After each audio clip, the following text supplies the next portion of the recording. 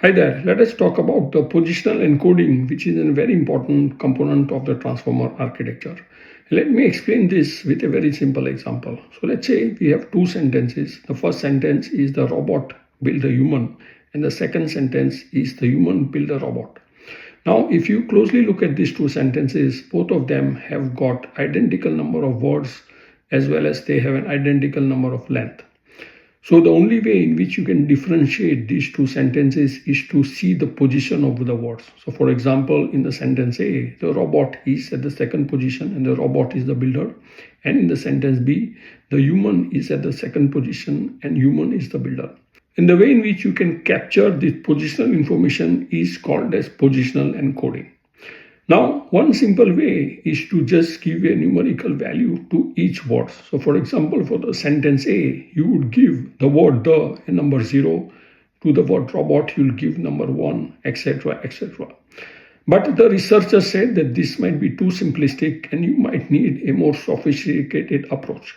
So the approach which was developed was to calculate a vector for each position. And this vector is also called as the positional encoding. The positional encoder is calculated based on a function of sine and cosine functions. So for all the words which are at even position, a sine function is used, and all the words which are at odd position, the cosine function is used. So sine and cosine function generate some sinusoidal waves, as you can see on the screen. And this positional encoding will be a value which is situated on one of these sinusoidal curves. Now, as you are going to generate a vector can have multiple dimensions. So for the dimensions which are lower and higher frequency, sinusoidal curve is used. And for the dimensions which are higher, a lower frequency sinusoidal curve is used. And once you have calculated the positional encoding, you just add it to the token embedding and you come out with the final positional encoding result.